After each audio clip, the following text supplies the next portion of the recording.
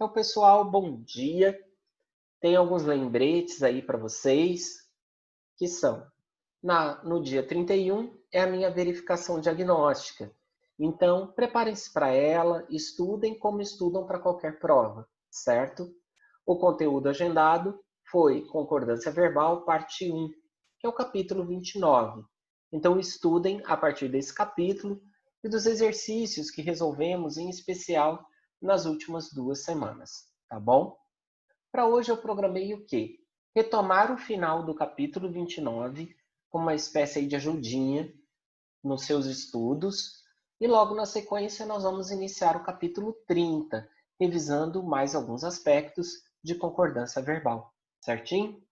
Caso vocês tenham alguma pergunta específica ou dúvida sobre o conteúdo da prova de segunda, registrem ali no chat ou pelo microfone e eu abordo para vocês o que vocês pedirem aí durante a aula de hoje. Feito? Tranquilo? Então, primeiro, eu estou no final do capítulo 29, da unidade 29, na página 658, com uma ficha de síntese das regras que foram apresentadas na parte 2 do capítulo. Ao estudarem para a prova, folheiem o capítulo todo, não somente a ficha síntese. Mais principais casos de concordância do verbo com o sujeito composto. Então, às vezes, surge dúvida quando eu tenho mais de um núcleo no sujeito. Um sujeito com mais de um núcleo, concordância verbal, de que maneira? Então, olhem aí de novo a ficha comigo e vamos retomar essas regrinhas. Elas foram vistas principalmente durante a resolução de exercícios. Principais casos de concordância do verbo com o sujeito composto. 1. Núcleos do sujeito composto ligados por E. Verbo depois do sujeito, sou obrigado a colocar o verbo no plural, segundo a regra gramatical. A internet e o telefone celular mudaram a história das comunicações. Então vejam que ali eu tenho dois núcleos, internet e telefone. Então o verbo está após esse sujeito com dois núcleos, concordando no plural. A internet e o telefone celular mudaram a história das comunicações. B. Verbo antes do sujeito composto. Você pode fazer a concordância no plural também, ou concordar com o primeiro núcleo do sujeito, aquele que vem mais perto ali do verbo. Mudaram a história das comunicações, a internet e o telefone celular. Ou mudou a história das comunicações, a internet e o telefone celular. Então, quando eu tenho o verbo antes do sujeito, eu posso mantê-lo no plural ou no singular. Mudaram, mudou. Certo? Tranquilo? E agora, nós temos uma segunda etapa aí dessa revisão, com os núcleos ligados por ou nem. E eu gostaria que vocês ficassem atentos quanto ao seguinte. Quando eu tenho mais de um núcleo no sujeito e eles são ligados por ou nem, o que acontece? Eu devo observar alguns aspectos semânticos dessa construção, aspectos de sentido. E aí a regra muda um pouquinho. Veja lá. Até o momento, vimos núcleos ligados por E. Ou nem exprimir exclusão, verbo no singular. Então, quando for expressada uma ideia de exclusão, ou um ou outro, que não podem ser os dois ao mesmo tempo, eu mantenho o verbo no singular. O pai de Luísa gostaria que Fernando ou Cláudio se casasse com ela. No nosso contexto sociocultural, só um ou outro podem se casar com ela, não os dois ao mesmo tempo. Todos sabem que nem Fernando nem Cláudio se casará com Luísa. Agora nenhum nem outro. Os dois foram excluídos. Então, quando os núcleos forem ligados pela conjunção ou pela conjunção nem, e a ideia expressada for de exclusão, manteremos o verbo no singular. Agora veja a próxima etapa. Se ou nem não indicar exclusão, verbo no plural. Então agora indica possibilidade ou até mesmo simultaneidade. Eu mantenho o verbo no plural. Chuva forte ou frio intenso reduzem a presença de público nos estádios. tanto a chuva forte quanto o frio intenso. Tanto um quanto o outro reduzem a presença do público. Por isso aí, verbo no plural. E esse verbo no plural permite que eu entenda que não há exclusão ali. Tanto uma coisa quanto outra tem este efeito. Nem os professores, nem os alunos sabiam que as aulas seriam suspensas. Nenhum nem outro sabiam. Então, ambos, tanto professores quanto alunos, não sabiam que as aulas seriam suspensas. Que exemplo mais profético nesse livro, não? Então, observem aí que no primeiro caso foram apresentados casos em que há ideia de exclusão. Já no segundo, não há essa ideia. Ideia de exclusão, verbo no singular. Sem ideia de exclusão, verbo no plural. Alguma pergunta por aí? Dúvidas surgiram com esse resuminho aí do final do capítulo 29, da unidade 29?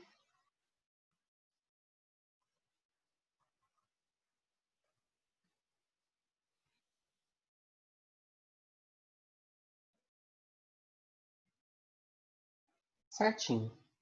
Então, continuando.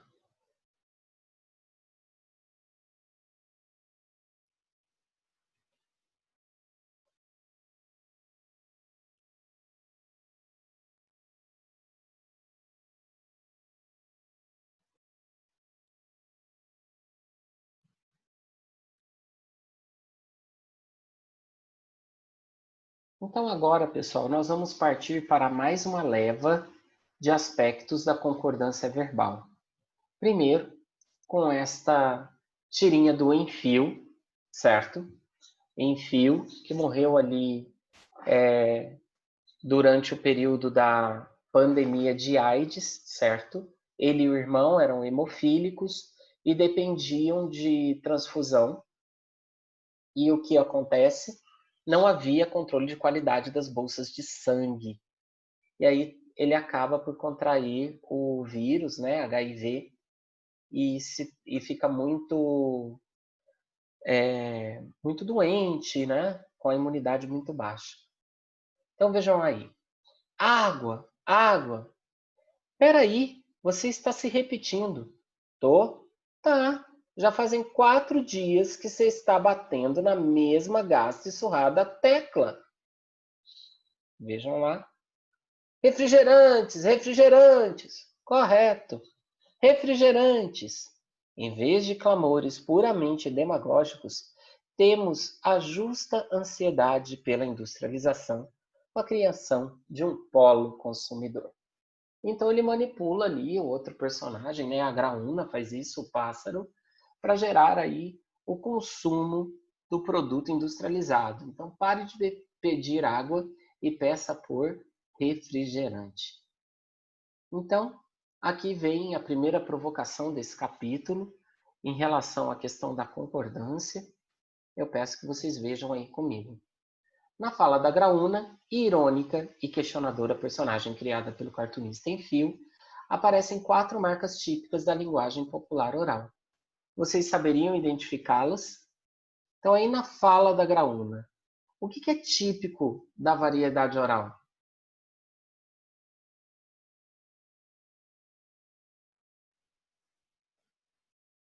Tem 2 elementos aí que aparecem de forma bem marcante.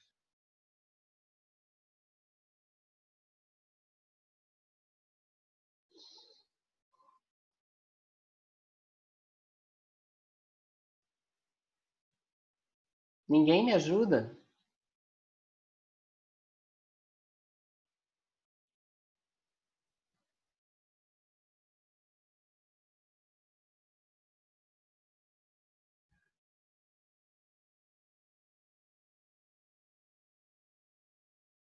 O que nós temos aí na fala da Graúna, pessoal?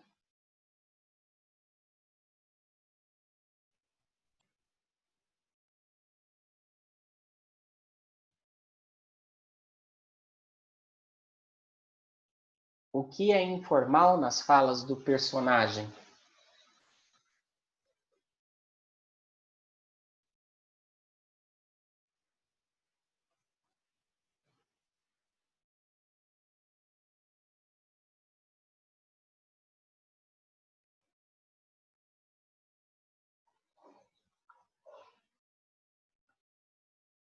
Observem.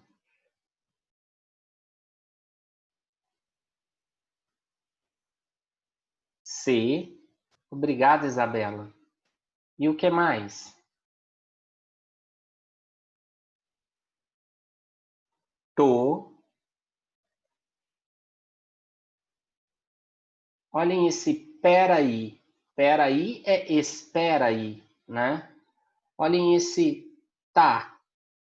Já fazem 4 dias que se, aí eu tenho C de cá, né?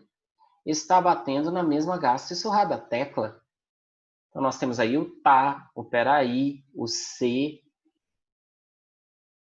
Em vez de clamores puramente demagógicos, temos a justa ansiedade pela industrialização, com a criação de um polo consumidor. Então, em especial nas 2 primeiras falas da graúna, né, você encontra aí algumas marcas de oralidade. E é isso que o livro quer que você pense um pouco, reflita sobre como essas marcas de oralidade acabam por aparecer na tirinha e tem a ver um pouco também com a questão da concordância verbal.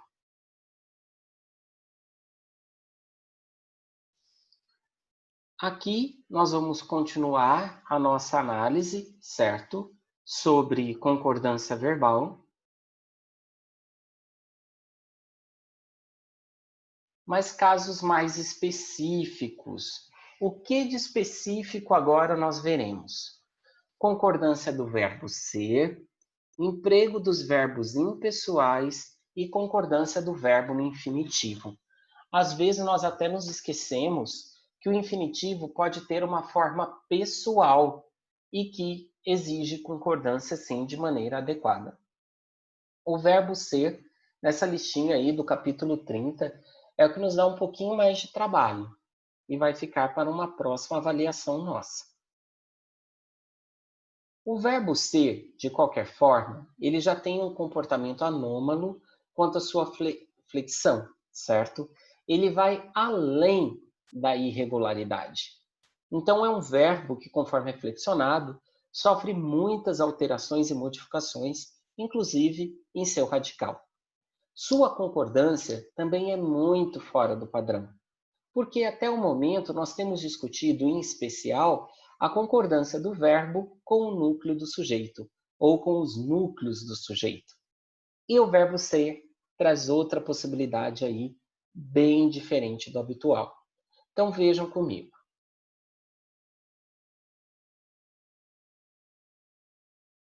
Primeiro, o verbo ser como verbo de ligação. O que acontece? Quando o verbo ser desempenha a função de verbo de ligação, nós teremos essa estrutura básica da língua: sujeito, verbo de ligação, predicativo.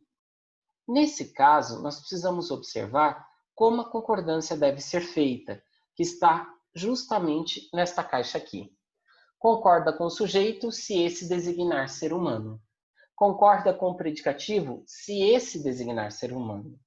Concorda indiferentemente com o sujeito ou com o predicativo se nenhum desses termos designa ser humano. Eu prefiro resumir essa regra da seguinte maneira: o verbo ser concordará com o núcleo que represente ser humano, independente se no sujeito ou se no predicado. Entendido? Então, o verbo ser vai concordar com aquele núcleo que é uma representação do ser humano, independente se esse núcleo está dentro do sujeito ou dentro do predicado.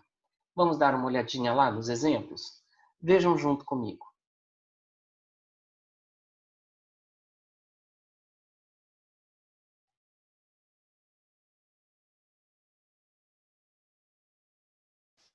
Tu, meu amigo, na tua época de rebeldia, foste as angústias da família. Veja que este tu aqui, que funciona como sujeito, representa ser humano, o amigo dele. Por isso, o verbo flexionado dessa maneira, foste, concordando com o sujeito tu. As angústias da família, que está ali na terceira do plural, não interferirá na concordância, porque não representa ser humano. Veja a próxima sentença. Os professores de um país são a sua maior riqueza social. Aqui, neste caso, de novo, professores, núcleo do sujeito, é ser humano. Então, eu concordarei com o núcleo do sujeito, por isso o verbo na sua forma são, terceira pessoa do plural. Veja o próximo exemplo. O público-alvo da campanha contra o cigarro serão os adolescentes. Aqui eu já tenho a palavra adolescentes dentro do predicativo e o serão no plural concordando com adolescentes. Neste caso, então, o verbo está concordando com o núcleo que está dentro do predicativo. Nas situações difíceis, nosso ponto de apoio sempre foram os bons amigos. Como bons amigos é ser humano, mesmo estando lá dentro do predicativo, é com este elemento que eu farei a concordância do verbo. Então, o verbo ser, quando é um verbo de ligação, concorda com o núcleo que representa ser humano. Hugo, então espera aí. O verbo ser, ele pode concordar com o predicativo. Isso mesmo. Ele é tão diferente dos outros verbos que há essa permissão aí especialíssima na gramática. Porque os demais verbos concordam com o núcleo do sujeito ou obedecem a alguma regra que está vinculada ao núcleo do sujeito. O verbo ser, não. Ele pode concordar com o núcleo que representa ser humano, independente se no sujeito ou no predicativo. Fechado? Vamos ver mais alguns exemplos para que a gente tenha isso com maior clareza.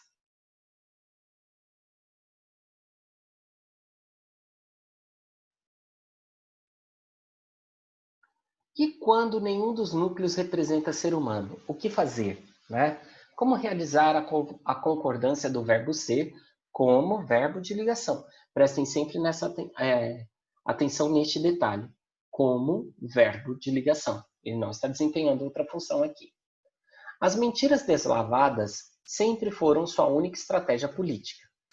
Aqui, tanto as mentiras deslavadas quanto a estratégia política não representam o ser humano. Então, fica por conta do autor da sentença decidir se concordará com o núcleo do sujeito ou do predicativo. Então, no primeiro exemplo, o verbo está no plural. Agora veja o segundo. As mentiras deslavadas sempre foi a sua única estratégia política. Tenho os mesmos elementos nos dois exemplos aí, mas foi modificada a flexão do verbo.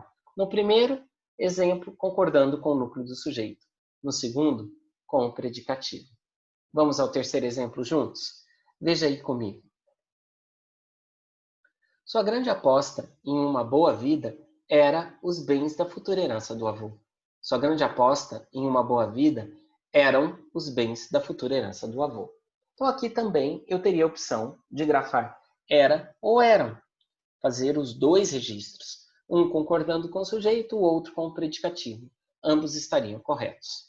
Então, nessa segunda parte da regra da concordância do verbo ser, você está observando comigo o seguinte: quando nenhum dos núcleos representa ser humano, eu tenho liberdade para decidir com qual dos núcleos eu farei a concordância.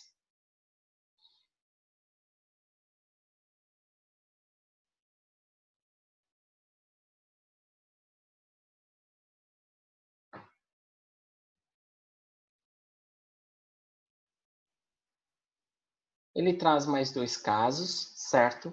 Esses aqui eu prefiro que nós vejamos sem que eu clique. Tudo é símbolos. Tudo são símbolos. Então, no primeiro, concordando com o pronome tudo, e no segundo, concordando com a palavra símbolos. Agora, observem este caso bem especial. A concordância é como recurso de realce, de destaque, de ênfase. Quando nem o sujeito nem o predicativo designam ser humano, a dupla possibilidade de flexão do verbo ser oferece ao emissor a opção de estabelecer a concordância com o elemento ao qual ele pretende dar maior realce. Veja mais este par de exemplos. Nossas vidas eram uma aventura constante. Aqui ganha destaque nossas vidas. Nossas vidas era uma aventura constante. Ganha destaque uma aventura constante. Então é importante frisar contigo o seguinte: Apesar da liberdade aí na concordância com o sujeito ou com o predicativo, quando nenhum deles representa ser humano, há diferença na construção de sentido. Aquele com o qual eu concordo acaba por ganhar realce, destaque na mensagem que eu ali elaboro. E algumas questões de prova acabam por abordar justamente esse realce trazido pela concordância do verbo ser. Quanto a esta primeira regra do verbo ser, feita, tranquila.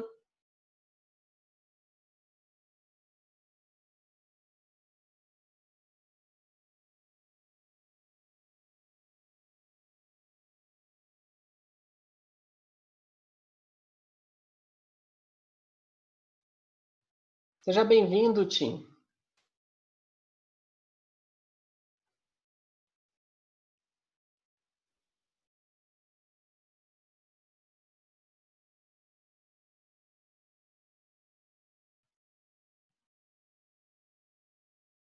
Agora, nós temos algumas especificações quando o verbo ser é utilizado na indicação de horas, distâncias, datas e quantidades. Então, veja só. O verbo ser, além de funcionar como verbo de ligação, vinculado ao predicativo, ao sujeito, pode também ocorrer acompanhado de determinadas expressões usualmente empregadas para indicar horas, distâncias e datas, indicar quantidades de peso, preço e medida. Então, primeiro aqui, expressões numéricas, horas, distâncias e datas.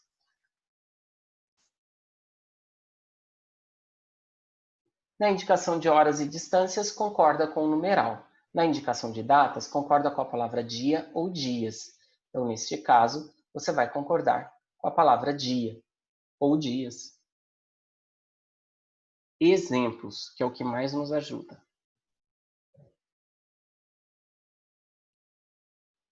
Agora são 3 horas. Quando você chegou, era 1h20. Vejam que o verbo está concordando com o numeral. Primeiro com 3 e depois com 1. Daqui à praça é apenas 1 quilômetro, mas até a fazenda são mais de 10. Aqui nós estamos vendo distância. Primeiro, eu tenho 1, então, verbo concordando com o numeral 1. Depois eu tenho o numeral 10, verbo concordando com o numeral 10. Então, 1 e 10, e o verbo ali concordando com esses numerais. Agora veja a situação da data.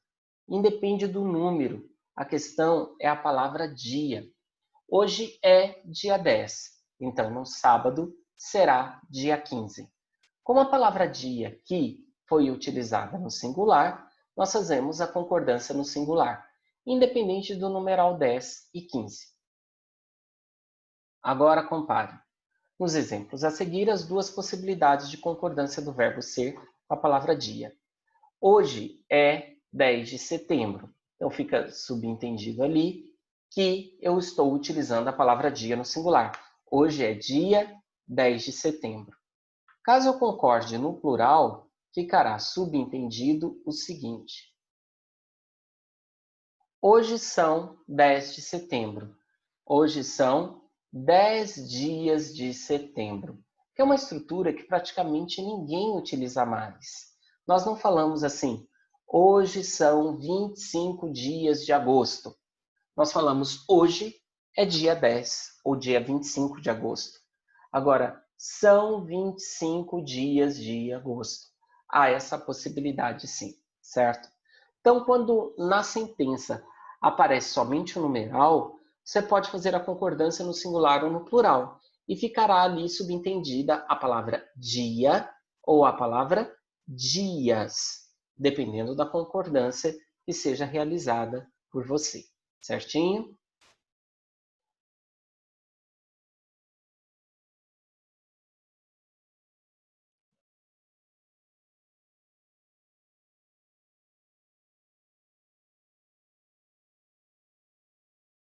E quando aí eu tenho o verbo ser em função de preço, peso e medida, certo?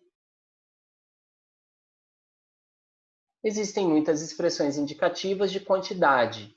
nas quais o verbo ser aparece acompanhado de advérbios de intensidade. Nas expressões assim formadas, a concordância é bem simples. Então, veja só. Quando eu tiver essas expressões, é pouco, seria muito, foi bastante, era demais, verbo ser sempre no singular. Então, veja comigo alguns exemplos. Não, isso eu não pago. R$ 200 é muito por essa bicicleta velha. 5 toneladas seria demais para o velho caminhão carregar naquela estrada esburacada. 200 metros de arame foi muito pouco para cercar o terreno da chácara. O cozinheiro disse que 10 quilos de arroz será pouco demais para aquela turma toda. Então veja aqui que eu tive o verbo no singular, porque ele está junto dessas expressões que indicam quantidade, ou relacionadas a preço, ou a peso, ou a medida, e nestes casos eu mantenho o meu verbo no singular.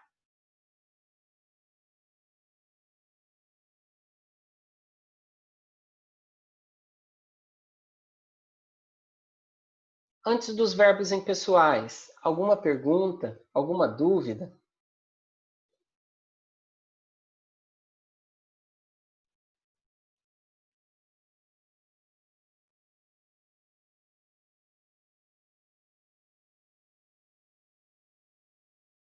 Agora veja aqui comigo o seguinte: emprego dos verbos impessoais. Eu tenho sujeito, eu tenho verbo e estabelecemos ali entre eles a concordância verbal. Só que o verbo impessoal é aquele que não aceita sujeito. Então ele não se relaciona com o sujeito. E aí teremos o quê? Veja esse trecho de um poema do Ferreira Goulart. Caminhos não há, mas os pés na grama os inventarão. Bonito isso, né? E veja aí que o verbo haver, ele está no singular.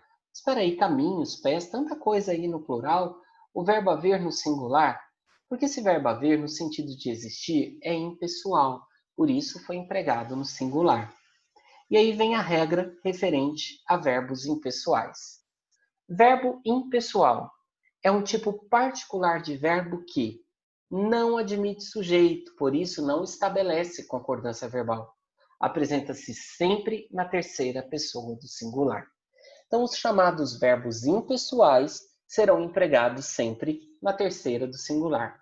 Regrinha antiga que provavelmente você lembra lá no ensino fundamental, certo? Inclusive aqui o seu material fala que você já estudou as orações sem sujeito, né? De sujeito inexistente, na seção 20. Exemplos aí de verbos impessoais. Então, o conjunto dos verbos impessoais é bem pequeno. Dele fazem parte, por exemplo, os verbos indicativos de fenômenos da natureza, chover, ventar, nevar, certo? O verbo ser, quando indicando horas e fenômenos do tempo, e os verbos fazer e haver, quando empregados em certos sentidos específicos, quando são ligados à ideia de tempo ou até mesmo de existir, certo? E ele traz aqui primeiro o verbo fazer. Esse verbo é impessoal quando constitui orações que exprimem tempo. Então, faz 10 dias, eu não digo fazem 10 dias. Mantém-se sempre no singular, justamente por ser impessoal. A expressão de tempo que o acompanhará funcionará como objeto direto. Então, o verbo fazer, quando ele indica tempo, é impessoal. Feito?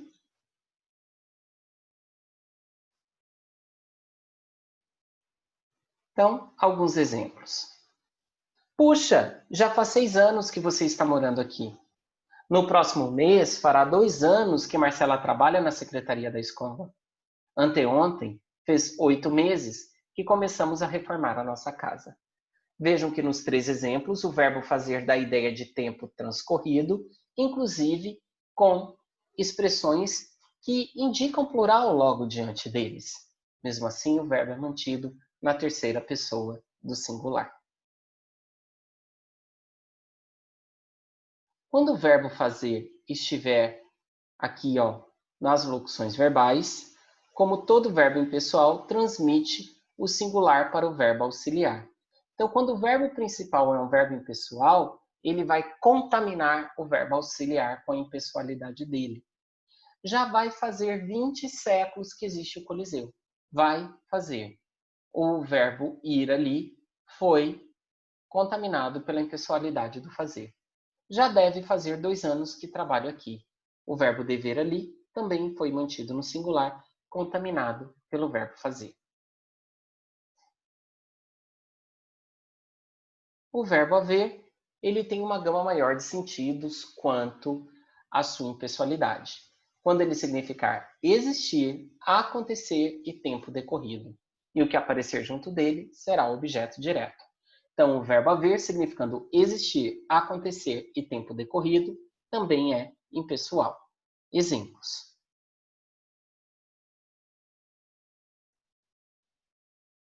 Antigamente acreditava-se realmente que houvesse seres inteligentes em Marte. Segundo os noticiários, não houve incidentes na manifestação promovida pelos estudantes. A estação estava abandonada. Havia muitos anos que o trem não mais passava por ali. Veja que no primeiro exemplo a ideia de existir, no segundo de acontecer e no terceiro de tempo decorrido. E assim o verbo haver foi mantido no singular. Veja que muda o tempo, muda o modo, mas continua na terceira do singular. Certinho? Perguntas, senhores? Dúvidas?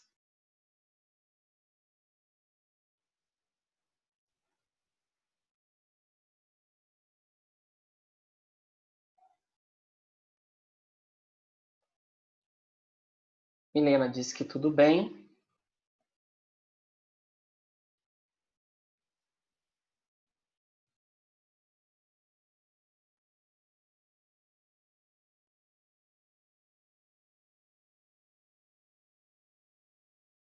Pessoal, na próxima aula nós vamos retomar aqui sobre esse fenômeno da troca do verbo haver pelo verbo ter e vamos para o finalzinho deste capítulo, finalizando os tópicos principais de concordância verbal. Certinho?